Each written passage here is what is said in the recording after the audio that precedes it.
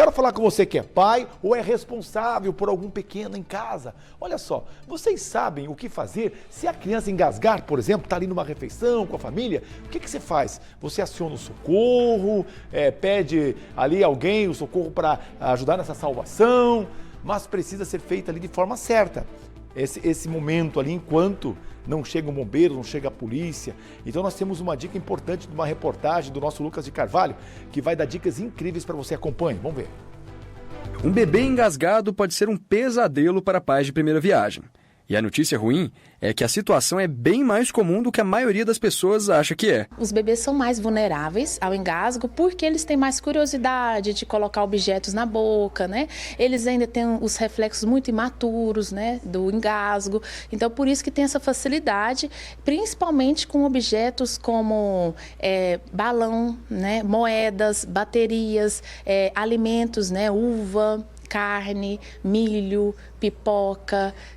Então, são alimentos que, dependendo do formato, né, o formato cilindro, oval, é o tamanho ideal para passar pela via aérea e causar obstrução. Em casos assim, a falta de preparo pode ser algo perigoso. Na hora do desespero, uma decisão errada pode ser fatal para a criança.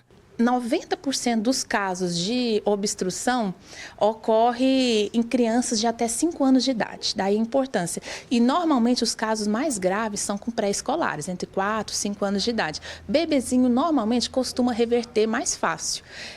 E desses 90% dos casos, 65% é até 1 ano de idade que ocorre. Por isso, existe uma manobra que pode ser feita em casa pelos próprios pais ou responsáveis para poder reverter esse quadro. A gente observa que o bebê ele está engasgado quando ele está agitado, ficando roxinho, né, que a gente fala as extremidades cianóticas, com estridor. Então, o bebê ele ainda está consciente, mas está engasgado. Então, essa é a hora de agir, né? Então, a gente coloca o bebezinho, né, em posição com a barriguinha deitada em cima do nosso antebraço. Normalmente é mais fácil fazer com a gente sentado, né?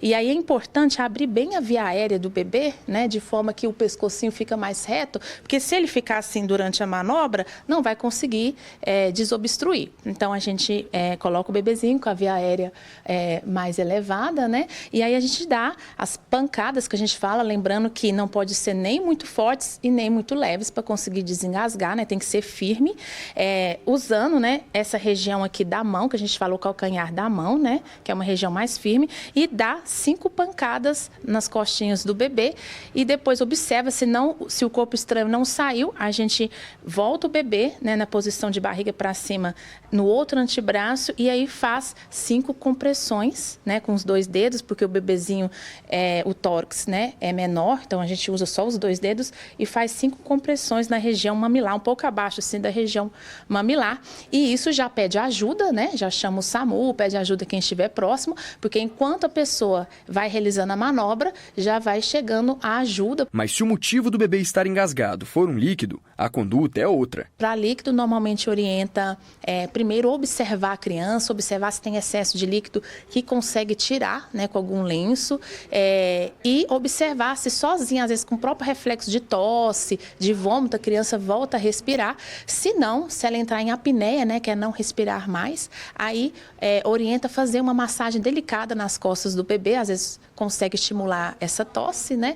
E se de tudo o bebê evoluir com inconsciência, aí sim é aquela manobra de ressuscitação cardiopulmonar. Já não seria a manobra, não é indicada a manobra de desengasgo. E mesmo sabendo realizar a manobra de desengasgo, chamar o socorro é sempre crucial, até mesmo para garantir que a criança não vá ter nenhuma sequela. Muitas vezes, né, no momento de desespero, quem está próximo às vezes esquece de chamar ajuda, né? E a chegada da ajuda pode também salvar vidas, porque é o prazo de chegar no hospital, né? E o hospital já tem todo o aparato, né, para conseguir de alguma forma ajudar essa criança e evitar sequelas graves. Mesmo porque, mesmo o bebezinho que já desengasgou, né, e voltou a chorar, tem que ser levado para avaliação médica, porque pode ter complicações. A gente falou muito de uma manobra de desengasgo que é utilizada em bebês de até 1 ano de idade. Mas existe ainda uma outra manobra muito conhecida, a manobra de Heimlich, que é usada para crianças já um pouquinho mais velhas e que também funciona para adultos e até idosos. Então eu vou pedir a ajuda da doutora Cecília para ilustrar para a gente como que essa manobra é realizada, para no caso de precisar fazer isso em alguém, a gente já ter esse preparo. Então vamos lá, doutora. Ela coloca aqui as mãos ao redor da minha cintura, com o polegar virado para mim, inclusive entre o umbigo e o apêndice tifoide, que é o final do osso externo. E aí ela faz aquela pressão, que funciona de fato.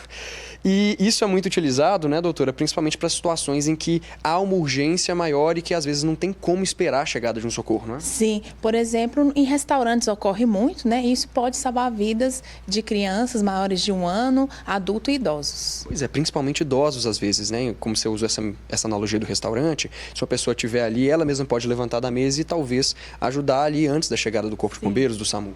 Isso é importantíssimo, lembrar de pedir alguém para pedir ajuda enquanto a pessoa faz essa manobra. Legal, essas duas manobras com certeza salvam vidas e faz a diferença, hein?